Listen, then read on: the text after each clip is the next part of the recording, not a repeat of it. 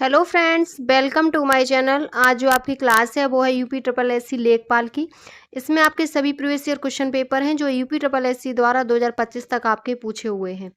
ये आपके one liner class होगी जिसमें आपके जीएस में जो भी पूछा जाता है, हिस्ट्री, ज्योग्राफी।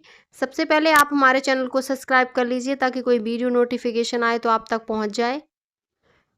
सबसे पहले है जीएस। इसमें आपका इतिहास, भूगोल, भारतीय संविधान एवं राज्य व्यवस्था। तो आज जो हम करेंगे वो है इतिहास, और इतिहास में है सबसे पहले प्राचीन इतिहास। सबसे पहले है इतिहास। तो इसमें सबसे पहले प्राचीन इतिहास, उसमें भी है सिंधु घाटी सभ्यता। इसमें आपके सिंधु घाटी सभ्यता से यूपी ट्रिपल एससी द्वारा कौन से प्रश्न पूछे हुए हैं, ये आपके लेखपाल के लिए इम्पोर्टेंट है। सबसे पहला जो क्वेश्चन है वो है भीमबेटका की गुफाओं की खोज की थी। तो ये आपके बीएस बाकड़ ने की थी। नेक्स्ट है हड़प्पा सभ्यता संबंधित है। कौन से युग से संबंधित है? तो हड़प्पा सभ्यता कांस्य युग से संबंधित है। नेक्स्ट पॉइंट है सिंधु घाटी सभ्यता की नृत्य करने वाली लड़की के रूप में प्रसिद्ध प्रतिमा जिस स्थल पर खोजी गई थी वो कौन सा स्थल था? तो नृत्य करती हुई प्रतिमा, तो वो आपकी मोहनजोदाड़ो में मिली थी। नेक्स्ट क्वेश्चन है हड़प्पा स्थल की सर्वप्रथम संक्षिप्त खुदाई की गई थी। तो सर्वप्रथम सर अलेक्जेंडर कनिंघम के द्वारा सर्वप्रथम खुदाई की गई थी। नेक्स्ट पॉइंट है वह स्थान जहां पर पुजारी राजाओं की मूर्ति मिली है। तो पुजारी राजाओं की मूर्ति भी मोहनजोदाड़ो में मिली है। नेक्स्ट है मोहनजोदाड़ो शब्द का अर्थ क्या होता है? तो इसका अर्थ होता है माउंड ऑफ द डेड, यानी कि मुर्दों का टीला। ये आपका ग्राम विकास अधिकारी में पूछा हुआ प्रश्न है। नेक्स्ट है बनावली सिंधु घाटी सभ्यता का एक प्रमुख शहर है। वर्तमान में ये भारत के किस राज्य में स्थित है? तो वर्तमान में ये भारत के हरियाणा राज्य में स्थित है बनावली, जो सिंधु घाटी सभ्यता का ही एक प्रमुख शहर था है। नेक्स्ट क्वेश्चन है पशुपति मोहर सिंधु घाटी सभ्यता के कौन से स्थल से मिली है? तो पशुपति मोहर, नृत्य करती हुई महिला और आपकी पुजारी राजाओं की मूर्ति, ये सभी आपकी मोहनजोदाड़ो से मिली हैं। नेक्स्ट है पॉइंट भारत में स्थित किस हड़प्पा स्थल में हाकरा मृदभांड के भंडार शामिल हैं जो सिंधु घाटी सभ्यता के शुरुआती चरणों से पहले की बसावट की विशेषता है? तो वो राखीगढ़ी है। नेक्स्ट पॉइंट है स्वतंत्र भारत में उत्खनन किया गया पहला हड़प्पा स्थल कौन सा था? तो वो रोपड़ था। नेक्स्ट पॉइंट है वह युग जब तांबे का पहली बार उपयोग किया गया। तो वो ताम्र पाषाण युग है, जब तांबे का पहली बार उपयोग किया गया। नेक्स्ट पॉइंट है हड़प्पा के एक बंदरगाह का नाम है। तो वो लोथल है। अगला पॉइंट है हड़प्पा सभ्यता के एक हिस्से लोथल की खुदाई की खोज किसने की थी? तो वो एसआर राव द्वारा की गई थी। नेक्स्ट पॉइंट है हड़प्पा सभ्यता के दौरान डांसिंग गर्ल यानी कि नर्तकी की कांस्य प्रतिमा बनाने के लिए किस तकनीकी का इस्तेमाल किया गया था? तो ये जो मिली थी वो तो मोहनजोदाड़ो में मिली थी, और जो टेक्निक इसमें यूज़ की गई थी वो थी मोम लेपी ढलाई यानी कि कास्टिंग। नेक्स्ट पॉइंट है 6वीं-5वीं शताब्दी ईसा पूर्व में तुर्की के लोगों ने सिंधु के पूर्व में लोगों द्वारा इस्तेमाल की जाने वाली भाषा को कहा था। तो वो हिंदवी कहा था। नेक्स्ट पॉइंट है हड़प्पा काल का वह नगर जो 3 भागों में विभाजित था वो धौलावीरा था। अगला पॉइंट है मोहनजोदाड़ो एवं अन्य स्थलों पर पाए गए सूती वस्त्रों के रेशे से इस बात का पता चलता है कि सिंधु के लोगों द्वारा किसकी खेती की जाती थी? तो ये कपास की खेती की जाती थी। सूती वस्त्रों और रेशों के द्वारा पता चलता है। नेक्स्ट पॉइंट है सिंधु सभ्यता में घोड़े की अस्थियों का अवशेष मिला था। तो वो कहाँ से मिला? सुरकोटदा से घोड़ों की अस्थियों के अवशेष मिले थे। नेक्स्ट है आपका वैदिक सभ्यता। वैदिक सभ्यता में पहला पॉइंट है पुरुष सूक्त जो 4 वर्णों की उत्पत्ति की व्याख्या करता है, ये किस वैदिक ग्रंथ में पाया जाता है? तो वो ऋग्वेद वैदिक ग्रंथ में पाया जाता है। नेक्स्ट पॉइंट है छांदोग्य उपनिषद स्पष्ट रूप से किस आश्रम को संदर्भित करता है? तो ये ब्रह्मचर्य, गृहस्थ और वानप्रस्थ, इन 3 आश्रमों को संदर्भित करता है। नेक्स्ट पॉइंट है उपनिषद शब्द का शाब्दिक अर्थ क्या है? तो इसका होता है किसी के पास बैठना, नीचे बैठना। अगला पॉइंट है वेदों में लिखे भगवान वरुण के आह्वान सम नो बरोड़ा को अपनाया गया था। तो ये भारतीय नौसेना संगठन द्वारा अपनाया गया था। नेक्स्ट पॉइंट है वेद के अंतिम भाग को कौन से नाम से जाना जाता है? तो उपनिषद के नाम से जाना जाता है। नेक्स्ट पॉइंट है ऋषि मुनि के अनुसार पुरानी पवित्र नदियां सरस्वती और दृशदती के बीच का भूभाग किसके नाम से जाना जाता है? तो ये ब्रह्मावर्त के नाम से जाना जाता है। अगला पॉइंट है, ऋग्वेद में विश्वामित्र नामक एक ऋषि और जिन दो नदियों के बीच संवाद है वो कौन सी हैं? तो वो जो दो नदियां हैं वो हैं ब्यास और सतलुज। अगला पॉइंट है, वेद जो आंशिक रूप से एक गद्य कृति है, तो ये यजुर्वेद है। नेक्स्ट पॉइंट है, उपनयन समारोह से क्या तात्पर्य है? तो बच्चे को पवित्र जनेऊ धारण कराया जाता है उपनयन समारोह में। अगला पॉइंट है, सत्यमेव जयते महावाक्य उद्गृत है, कहाँ से लिया गया है? तो मुंडको उपनिषद से लिया गया है। अगला पॉइंट है, वेदों के गद्य प्रकरण कहलाते हैं, तो ब्राह्मण कहलाते हैं। नेक्स्ट है, ज्ञान के सिद्धांत पर बल देता है, तो उपनिषद बल देता है ज्ञान के सिद्धांत पर। अगला पॉइंट है, ऋग्वेद में सर्वाधिक महत्ता वाले देवता का वर्णन है, तो वो इंद्र है। नेक्स्ट पॉइंट है, वैदिक देवता इंद्र किस वर्षा व चक्रवात के देवता हैं? किसके देवता हैं? तो इंद्र को हम वर्षा व चक्रवात के देवता मानते हैं। अगला पॉइंट है, प्राचीनतम वेद कौन सा है? तो वो आपका ऋग्वेद है। नेक्स्ट है, वे भारतीय पुरातन ग्रंथ जिनमें अपराध और अपराधी का जिक्र आता है, तो वो आपके अर्थशास्त्र, मनुस्मृति, न्याय मीमांसा, ये ग्रंथ ऐसे हैं जिनमें अपराध और अपराधी का जिक्र आता है। अगला पॉइंट है, शतपथ ब्राह्मण और तैत्तिरीय ब्राह्मण किसके ब्राह्मण मूल पाठ हैं? तो ये यजुर्वेद के ब्राह्मण मूल पाठ हैं। अगला पॉइंट है, ऋग्वेद में निहित गायत्री मंत्र किस देवता को समर्पित है? नेक्स्ट है आपका, ऋग्वेद में निहित गायत्री मंत्र किस देवता को समर्पित है?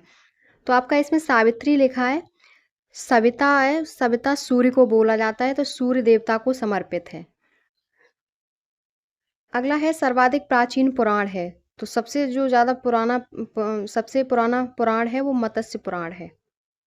तीसरा टॉपिक है महाजनपद काल, तो इसमें सबसे पहला पॉइंट है, सूरसेन महाजनपद की राजधानी कहाँ थी? तो वो मथुरा थी। अगला पॉइंट है, छठवीं से 14वीं शताब्दी तक सबसे शक्तिशाली महाजनपद कौन सा था? तो वो मगध था। अगला पॉइंट है, राजा बिम्बिसार के दरबार में उस प्रसिद्ध चिकित्सक का नाम जो भगवान बुद्ध के निजी चिकित्सक थे, तो वो जीवक थे। अगला जो है टॉपिक वो है जैन एवं बौद्ध धर्म। इससे जो आपके प्रश्न पूछे गए हैं, तो पहला प्रश्न है, आदि पुराण तीर्थंकर किसका संत चरित्र संग्रह है? तो वो आदिनाथ का संत चरित्र संग्रह है। अगला पॉइंट है, पहले जैन तीर्थक कौन थे? तो पहले थे ऋषभदेव। 24वें जैन तीर्थकर है महावीर स्वामी। अगला पॉइंट है, बुद्ध ने कितनी वर्ष की उम्र में परिनिर्वाण यानी कि अंतिम मुक्ति प्राप्त की थी? तो 80 वर्ष की। अगला पॉइंट है, वह स्थान जहाँ महावीर ने मोक्ष प्राप्त किया था, तो वो पावापुरी थी। ये आपके पैट में पूछे हुए प्रश्न हैं। अगला पॉइंट है, 23वें तीर्थंकर पार्श्वनाथ से जुड़ा प्रतीक क्या है? तो सांप है उनका। अगला पॉइंट है, त्रिपिटक का वह भाग जिसमें बुद्धि की पारंपरिक शिक्षाएं हैं, तो वो सुत्त पिटक है। अगला पॉइंट है, बौद्ध धर्म में त्रिपिटक या त्रिपिटक शब्द का क्या अर्थ है? तो इसका अर्थ है 3 टोकरियां या संग्रह जिनमें बौद्ध शिक्षाएं हैं। अगला पॉइंट है, जैन धार्मिक परंपरा के कुल तीर्थंकर हैं, तो 24 हैं। बुद्ध ने दुख से मुक्ति पर अपना पहला उपदेश कहाँ दिया था? तो बुद्ध ने अपना जो पहला उपदेश है वो सारनाथ में दिया था। नेक्स्ट पॉइंट है, जैन धर्म में 24वें और अंतिम तीर्थकर माने जाते हैं, तो वो वर्धमान महावीर माने जाते हैं। अगला पॉइंट है, भगवान महावीर स्वामी को ज्ञान प्राप्त स्थल था, तो जरंबिका ग्राम से। अगला पॉइंट है, माना जाता है कि गौतमी सिद्धार्थ ने अंतिम अनुभूति के लिए बोधगया जाने से पहले 6 साल तक किस स्थान पर पवित्रता पूर्वक ध्यान किया था? तो वो स्थान था डुंगेश्वरी गुफा, जहां गौतम बुद्ध ने पवित्रता पूर्वक ध्यान किया था। अगला पॉइंट है, वह बौद्ध स्थल जहां पर महिलाओं को पहली बार संघ में नियुक्त किया गया था, तो वो वैशाली था। अगला पॉइंट है, महावीर और उनके अनुयायियों की शिक्षाएं कई शताब्दियों तक मौखिक रूप से प्रसारित होती रहीं। इन्हें लगभग 1500 वर्ष पहले लिखा गया था। वर्तमान में वो स्थान कहाँ है? तो वर्तमान में जो 1500 वर्ष पहले लिखा गया था वो बल्लवी गुजरात में लिखा गया था। वर्तमान में बल्लवी गुजरात है। अगला पॉइंट है, गुजरात में। अगला पॉइंट है, महावीर स्वामी को जिन के नाम से जाना जाने लगा। जिन का अर्थ क्या होता है? तो जिन का अर्थ विजेता होता है। ये भी आपका UPSSC पैट में पूछा हुआ प्रश्न है। ये सब आपके पैट में पूछे हुए हैं। अगला पॉइंट है, जैन धर्म का सबसे महत्वपूर्ण मौलिक सिद्धांत क्या है? तो अहिंसा। नेक्स्ट है, गौतम बुद्ध को ज्ञान किस नदी के तट पर प्राप्त हुआ? तो निरंजना। अगला पॉइंट है, गौतम बुद्ध ने सारनाथ में अपना पहला उपदेश किस में दिया था? तो ये धम्म चक्र प्रवर्तन मुद्रा में गौतम बुद्ध ने अपना पहला उपदेश दिया था। अगला पॉइंट है, वह स्थान जहाँ पर प्रथम बौद्ध संगीति का आयोजन किया गया तो वो राजगीर था। अगला है, 6ठी शताब्दी ईसा पूर्व में जैन और बौद्ध ग्रंथों में कुल महाजनपदों का उल्लेख किया गया तो वो 16। अगला पॉइंट है, भगवान बुद्ध की 200 फीट ऊंची कांस्य प्रतिमा स्थापित करने का निर्णय लिया गया है तो वो कुशीनगर में। नेक्स्ट पॉइंट है, बुद्ध को महापरिनिर्वाण कहाँ प्राप्त हुआ? तो बुद्ध को महापरिनिर्वाण कुशीनगर में प्राप्त हुआ। नेक्स्ट पॉइंट है, वह स्मारक जहाँ से गौतम बुद्ध ने दुनिया के लिए बौद्ध धर्म के अपने दिव्य ज्ञान का प्रचार किया तो वो महाबोधि मंदिर समूह है। अगला पॉइंट है, अज्ञान प्राप्त करने के लिए गौतम को जाना जाने लगा तो बुद्ध के रूप में। अगला पॉइंट है, बोधगया एक महत्वपूर्ण बौद्ध तीर्थ केंद्र है क्योंकि यहाँ गौतम बुद्ध ने ज्ञान प्राप्त किया था। अगला पॉइंट है, बौद्धों के लिए उत्तर प्रदेश में स्थित सारनाथ महत्वपूर्ण क्यों है? क्योंकि ज्ञान प्राप्त करने के बाद भगवान बुद्ध ने सारनाथ में अपना पहला उपदेश दिया। नेक्स्ट पॉइंट है, मनुष्य जीवन का सर्वोत्तम ध्येय है कैवल्य, जिसका अर्थ है इच्छाओं पर विजय प्राप्त करना।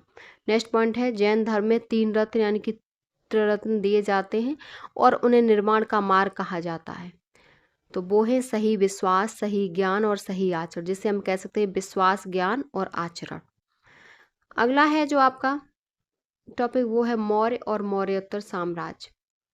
इसमें पहला पॉइंट है, रुद्रदामन के गिरनार शिलालेख में सुदर्शन झील का उल्लेख है जिसका निर्माण किस शासक के शासनकाल में हुआ था? तो जो सुदर्शन झील है वो चंद्रगुप्त मौर्य के शासनकाल में इसका निर्माण हुआ था। अगला पॉइंट है, रुद्रदामन के गिरनार शिलालेख में वर्णित सुदर्शन झील के निर्माण का श्रेय किस मौर्य अधिकारी को दिया जाता है? तो वो है पुष्यगुप्त को दिया जाता है। इन्होंने ये निर्माण करवाया था इस झील का, सुदर्शन झील का, और ये चंद्रगुप्त मौर्य के शासनकाल में हुआ था। अगला पॉइंट है, मौर्य वंश का संस्थापक कौन था? तो चंद्रगुप्त मौर्य था। अगला पॉइंट है, किसको भारत की सबसे पुरानी मानव निर्मित झील माना जाता है जिसका इतिहास 300 ईसा पूर्व माना जाता है? तो वो गुजरात में सुदर्शन झील है जो पुष्यगुप्त द्वारा इसका निर्माण कराया गया और चंद्रगुप्त मौर्य के शासनकाल में। नेक्स्ट पॉइंट है, वह संप्रदाय जिसमें बिंदुसार की रुचि थी तो वो आजीवक था। अगला पॉइंट है, वह व्यक्ति जिसका नाम देवनाम प्रिय या प्रदोषी भी था तो वो हम मौर्य सम्राट अशोक को कहते हैं। ये क्वेश्चन आपका यूपीएससी द्वारा बहुत बार पूछा हुआ है। नेक्स्ट पॉइंट है, राजा कनिष्क के शासनकाल के दौरान दरबारी चिकित्सक का नाम क्या था? तो चरक था। कनिष्क के दरबारी जो कवि थे, जो चिकित्सक थे, वो चरक थे। अगला पॉइंट है, नगरपालिका प्रशासन की एक विस्तृत प्रणाली की स्थापना के लिए सबसे प्रसिद्ध राजा का क्या नाम था? तो वो चंद्रगुप्त मौर्य थे। अगला पॉइंट है, कनिष्क के शासनकाल के दौरान कौन सी बौद्ध संगीति आयोजित की गई थी? तो कनिष्क के दौरान चौथी बौद्ध संगीति आयोजित की गई थी जो आपकी कहाँ हुई थी? तो कुंडलवन कश्मीर में आयोजित हुई थी। अगला पॉइंट है, मौर्यकालीन भारत के विवरण वाली इंडिका के लेखक कौन हैं? तो इंडिका के लेखक मेगास्थनीज हैं। अगला पॉइंट है, चरक संहिता संबंधित है तो चिकित्सा से। अगला पॉइंट है, मौर्य अर्थव्यवस्था मुख्य रूप से किस पर निर्भर थी?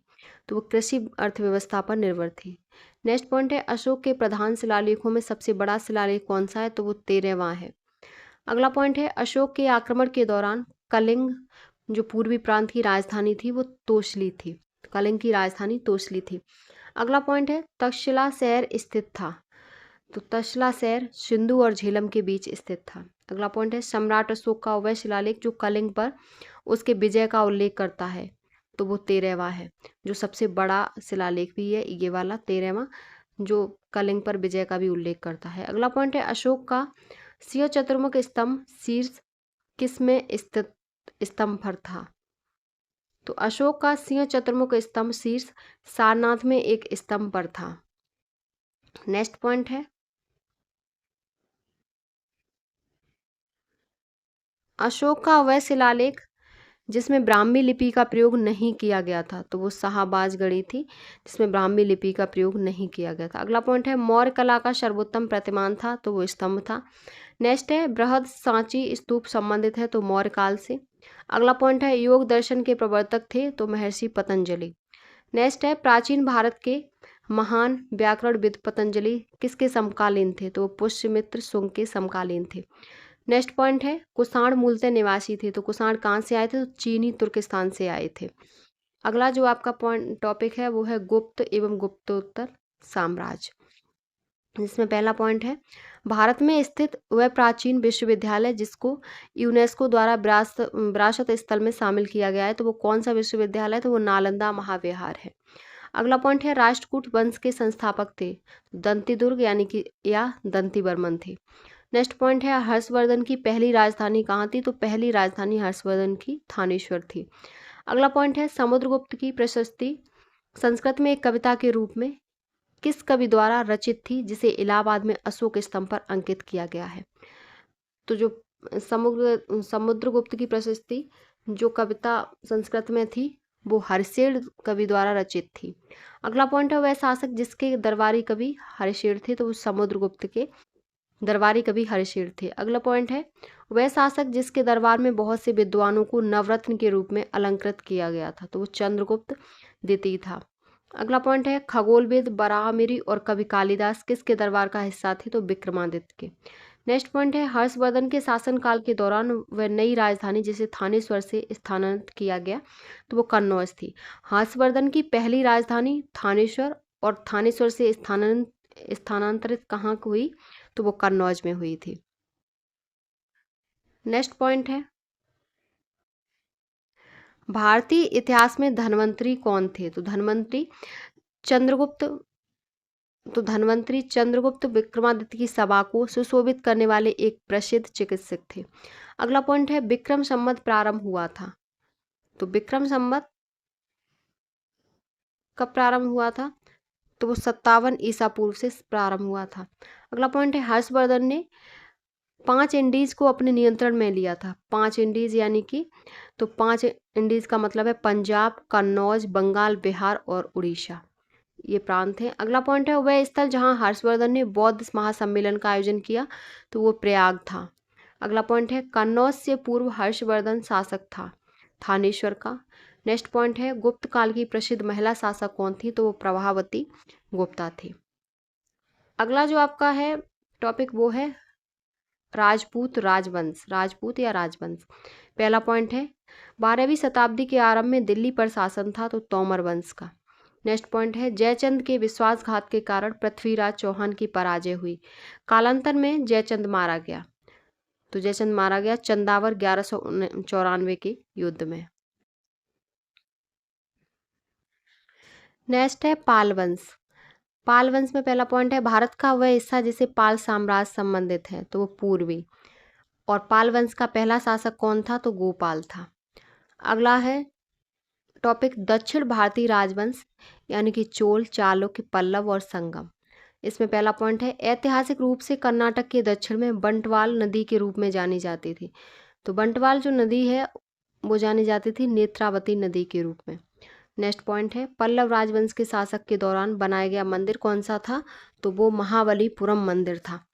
नेक्स्ट पॉइंट है संगम युग के दौरान तमिलों के जीवन को प्रदर्शित करने वाला संग्रहालय था कीझाड़ी संग्रहालय। नेक्स्ट है चोल साम्राज्य के संस्थापक तो विजया चोल थे। अगला पॉइंट है महोदयपुरम के चेर साम्राज्य में बोली जाने वाली संभावित भाषा थी तो वो मलयालम थी। नेक्स्ट है सिंचाई के लिए 16 मील लंबी मंडलम झील का निर्माण किसने करवाया? तो राजेंद्र प्रथम ने। अगला पॉइंट है संगम साहित्य के रूप में प्रसिद्ध है तो तमिल साहित्य के रूप में। अगला पॉइंट है चोल अभिलेखों के अनुसार जैन सभाओं को दान में दिए जाने भूमि को क्या कहा जाता था? तो उसे कहते थे पल्ली छांदम। पल्ली छांदम कहते थे जिस भूमि को दान में दिया जाता था। नेक्स्ट टॉपिक है प्राचीन कालीन साहित्य एवं इतिहासकार। प्राचीन कालीन साहित्य एवं इतिहासकार। इसमें पहला पॉइंट है कादम्बरी के लेखक कौन है? तो वो बाणभट्ट है। अगला पॉइंट है कश्मीर के इतिहास का विवरण देने वाली पुस्तक कौन सी है? तो वो राजतरंगिणी है और ये कल्हड़ द्वारा लिखी गई है। अगला पॉइंट है प्राचीन भारतीय ग्रंथ अर्थशास्त्र के लेखक कौन है? तो वो विष्णुगुप्त हैं। नेक्स्ट है शूद्रक द्वारा लिखित मृच्छकटिकम का साहित्यकार कौन है? साहित्यकार का प्रकार क्या है? तो नाटक। वो लिखी शूद्रक द्वारा गई है और ये नाटक है। अगला पॉइंट है तमिल व्याकरण की वह रचना जिसे तमिल साहित्य की सबसे पुरानी मौजूदा रचना कहा जाता है, तो तमिल की ये तोलकाप्यम है। अगला पॉइंट है नीतिसार यानी कि राजनीति के तत्व, जिसमें कौटिल्य के अर्थशास्त्र का प्रारंभिक मूल पाठ शामिल है। इसके लेखक थे, तो इसके लेखक कामंदक हैं। अगला पॉइंट है निरुक्त व्युत्पत्ति विज्ञान भाषाशास्त्र और शब्दार्थ विज्ञान पर सबसे पुराना भारतीय ग्रंथ नामक पुस्तक लिखी थी, तो श्री यस्काचार्य ने लिखी थी। नेक्स्ट पॉइंट है विष्णु शर्मा द्वारा लिखी गई प्रसिद्ध पुस्तक पंचतंत्र, जिसमें पशु दंत कथाएं और कहानियां शामिल हैं, मुख्य रूप से मौखिक परंपराओं से संबंधित हैं, जिसकी मूल रूप भाषा थी तो संस्कृत थी। अगला पॉइंट है प्रसिद्ध संस्कृत ग्रंथ लीलावती की विषय वस्तु थी तो गणित। अगला है मालविका अग्निमित्रम पुस्तक के लेखक कौन है, तो ये कालिदास हैं। अगला पॉइंट है अभिज्ञान शाकुंतलम किताब के लेखक, तो ये भी कालिदास हैं। अगला पॉइंट है विशाख दत्त द्वारा लिखित मुद्रा राक्षस की भाषा कैसी है, तो ये संस्कृत में लिखी गई है मुद्रा राक्षस। अगला पॉइंट है मेगास्थनीज, जिसने भारत के बारे में प्रसिद्ध ग्रंथ इंटिगा लिखी, वह मूल रूप से कहाँ का निवासी था, तो वो ग्रीस का निवासी था। अब है आपके प्राचीन कालीन स्थापत्य कला या चित्रकला या संगीत कला। इसमें पहला पॉइंट है विजयनगर वास्तुकला द्रविड़ शैली का सबसे विकसित उदाहरण है। विजयनगर स्थापत्य शैली का मंदिर कौन सा है, तो मंदिर है विरूपाक्ष मंदिर। अगला पॉइंट है स्तूप के अर्धवृत्ताकार टीले के ऊपर देवताओं के निवास का प्रतिनिधित्व करने वाली बालकनी जैसी संरचना क्या कहलाती है, तो ये हर्मिका कहलाती है। अगला पॉइंट है त्रिरश्मि बौद्ध गुफा परिसर, जहां 3 नई गुफाएं खोजी गई, ये कहाँ स्थित है, तो महाराष्ट्र में। अगला पॉइंट है कलमकारी चित्रकला का संबंध कहाँ से है, तो ये दक्षिण भारत में हाथ से रंगा हुआ सूती कपड़ा, ये कलमकारी चित्रकला का संबंध है। अगला पॉइंट है खजुराहो समूह के प्रसिद्ध स्मारक अवस्थित हैं, तो ये मध्य प्रदेश में। नेक्स्ट पॉइंट है किस मंदिर एलोरा महाराष्ट्र में स्थित एक प्राचीन हिंदू मंदिर है, तो चट्टानों को काटकर बनाए गए सबसे बड़े मंदिरों में से एक है, तो ये कैलाश का मंदिर है, कैलाश मंदिर है एलोरा में। अगला पॉइंट है मथुरा कला स्कूल अपने शिखर पर पहुंचा था कुषाण काल में। अगला पॉइंट है भारत में नवपाषाण काल गुफा चित्रकारी मिलती है, तो ये भीमबेटका में।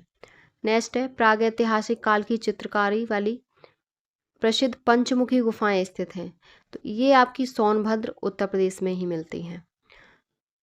ये आपकी प्राचीन इतिहास हो गया। अब है आपका मध्यकालीन इतिहास। मध्यकालीन इतिहास में पहला जो टॉपिक है वो है अरब एवं तुर्की आक्रमण, महमूद गजनबी और मोहम्मद गौरी। इसमें पहला पॉइंट है मोहम्मद गौरी पृथ्वीराज तृतीय से पराजित हुआ था कौन से वर्ष में, तो ये वर्ष था 1191 में। अगला पॉइंट है पहली बार भारत पर आक्रमण करने वाला मुस्लिम कौन था, तो वो मोहम्मद बिन कासिम था।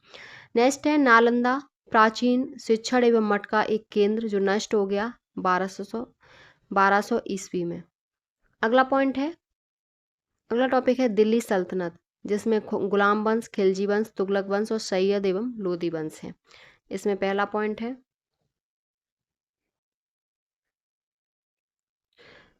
है खिज्र खान दिल्ली का शासक जो संबंधित किससे था, तो वो सैयद राजवंश थे।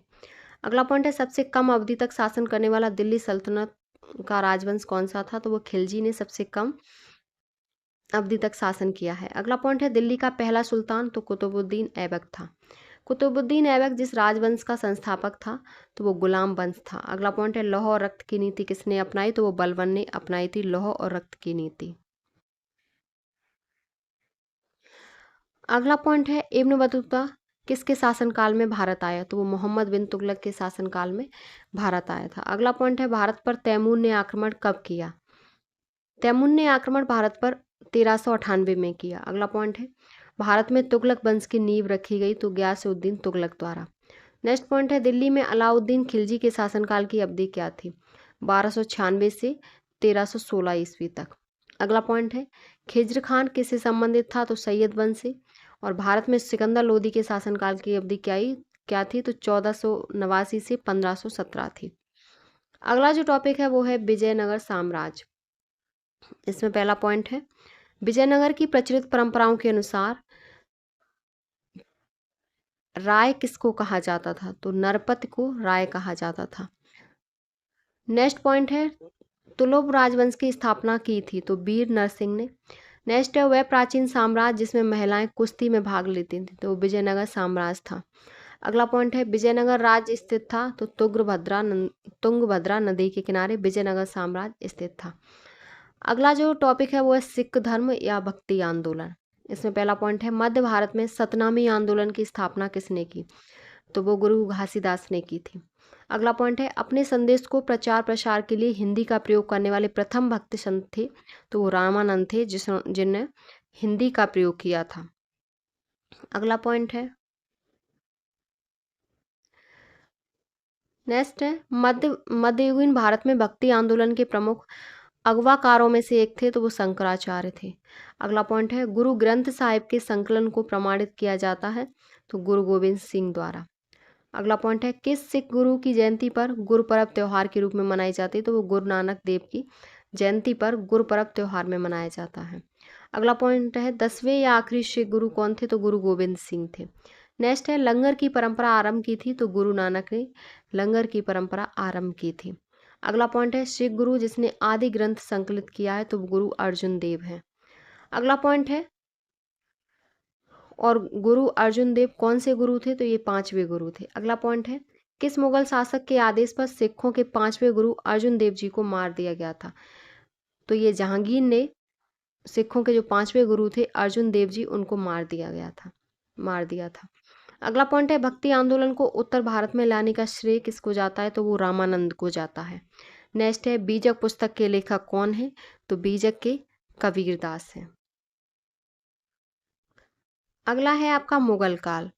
मुगल काल में पहला पॉइंट है, हुमायूं की मृत्यु के बाद गद्दी पर बैठा और प्रयाग का नाम बदलकर इलाहाबाद कर दिया?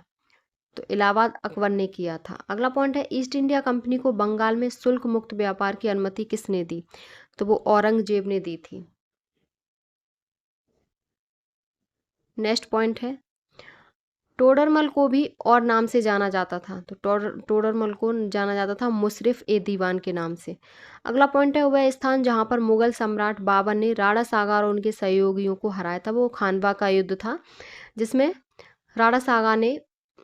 बाबर ने राणा सागा और उनके सहयोगियों को हराया था। अगला पॉइंट है, संगमरमर पर पितृड्यूरा या रंगीन पत्थर की जड़ाई का काम किसके समय में बहुत लोकप्रिय हुआ? तो वो शाहजहां के समय में बहुत लोकप्रिय हुआ। अगला पॉइंट है, जजिया फिर से लगाने वाले मुगल शासक का नाम क्या था? तो वो औरंगजेब था।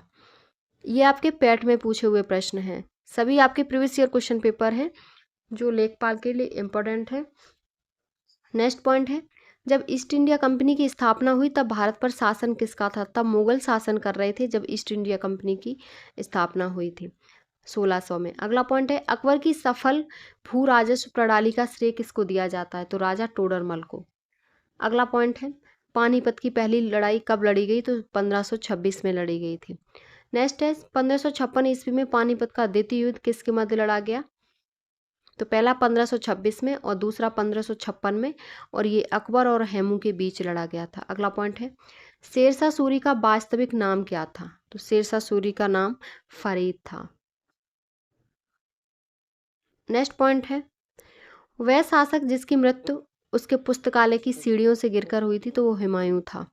अगला पॉइंट है, बाबर ने सुल्तान इब्राहिम लोदी को पानीपत की लड़ाई में पराजित किया था? तो पानीपत की लड़ाई कब हुई थी? तो 1526 में। अगला पॉइंट है, आगरा के किले का निर्माण किसने करवाया? तो अकबर ने। नेक्स्ट है, मुगल शासन के दौरान एक कोतवाल की सही भूमिका क्या थी? तो भूमिका थी कानून और व्यवस्था बनाए रखना। अगला पॉइंट है, बिहार राज्य के सासाराम शहर में किस प्राचीन सम्राट का मकबरा स्थित है? तो शेरशाह सूरी का मकबरा सासाराम में स्थित है। अगला पॉइंट है, मुगल वंश के पहले सम्राट बाबर ने अपनी देसी भाषा चगताई तुर्की में अपनी आत्मकथा लिखी। इस पुस्तक का क्या नाम था? तो बाबरनामा। नेक्स्ट है, भारत में जहांगीर का शासनकाल था? तो 1605 से 1627 ईस्वी तक जहांगीर का शासनकाल था। अगला नेक्स्ट पॉइंट है, वह स्थान जहां अंतिम मुगल सम्राट बहादुर शाह जफर की मृत्यु हुई थी? तो वो रंगून था। नेक्स्ट है, पहला कठपुतली मुगल सम्राट था? तो वो जहांदार शाह था, जो पहला कठपुतली मुगल सम्राट था। नेक्स्ट पॉइंट है,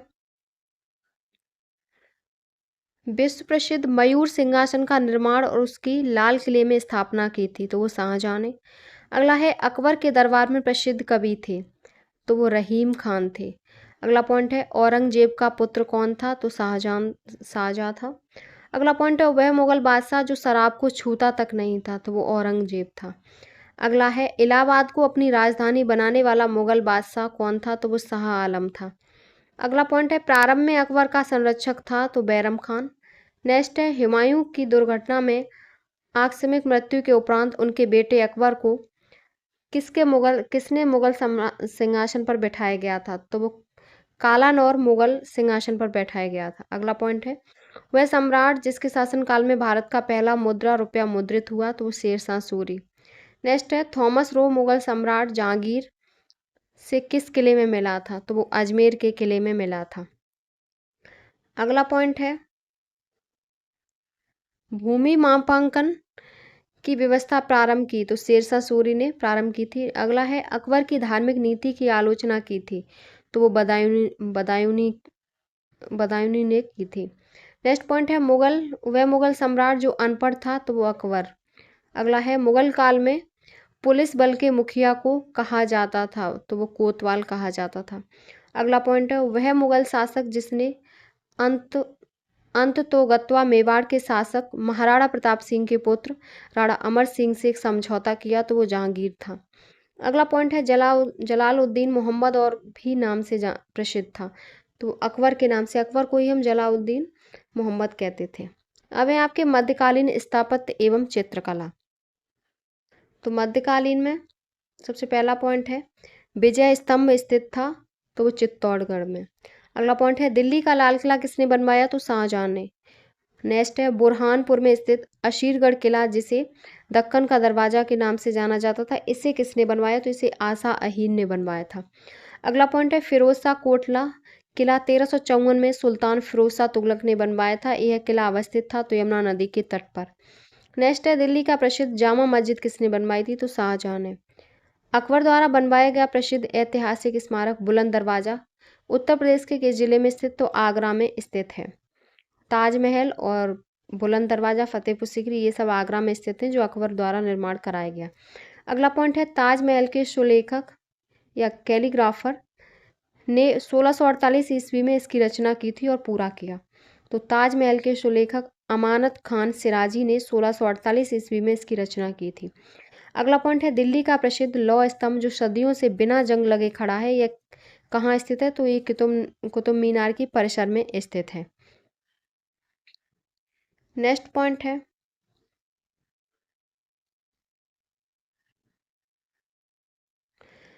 अलाउद्दीन खिलजी द्वारा बनाया गया प्रसिद्ध अलाई दरवाजा अवस्थित है, तो नई दिल्ली में।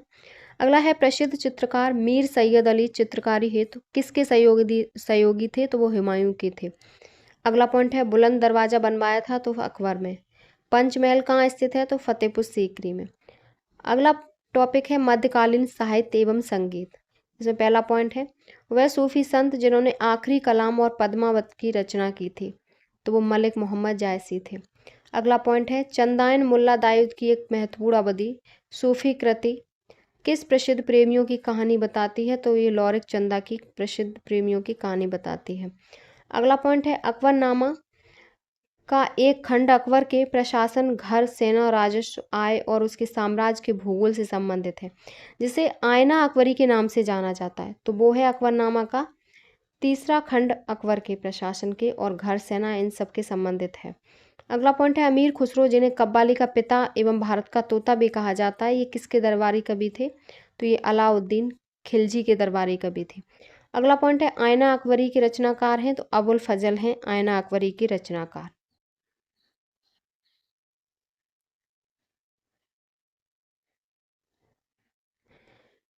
नेक्स्ट पॉइंट है आपका गोस्वामी तुलसीदास द्वारा लिखे गए रामचरितमानस का सबसे लंबा कांड कौन सा है, तो वो बालकांड है। अगला पॉइंट है हुमायूंनामा के लेखक कौन है, तो गुलबदन बेगम है। अकबरनामा के प्रसिद्ध लेखक कौन है, तो अबुल फजल है। तारीख ए फिरोजशाही के लेखक तो जियाउद्दीन बर्नी है और अकबर ने अपने दरबारी संगीतज्ञ के रूप में नियुक्त किया तो मियाँ तानसेन को। अगला पॉइंट है अमीर खुसरो का जन्म स्थान कहाँ है, तो पटियाली कासगंज में है जो उत्तर प्रदेश में है। अगला पॉइंट है वह संत जिसको रामायण की रचयिता वाल्मीकि का अवतार माना जाता है, तो वो गोस्वामी तुलसीदास है। ये आपकी प्राचीन इतिहास और मध्यकालीन इतिहास इस क्लास में कंप्लीट हो गया। आगे की क्लास में हम आधुनिक इतिहास कंप्लीट करेंगे। ये वीडियो आपके यूपी लेखपाल के लिए, यूपी में सभी एग्जाम के लिए मोस्ट इम्पॉर्टेंट है। इसमें आपके UPSSC द्वारा पूछे हुए सभी प्रश्न हैं। तो अगर आपको हमारी वीडियो पसंद आई हो तो प्लीज़ चैनल को like, subscribe, share and comment करें।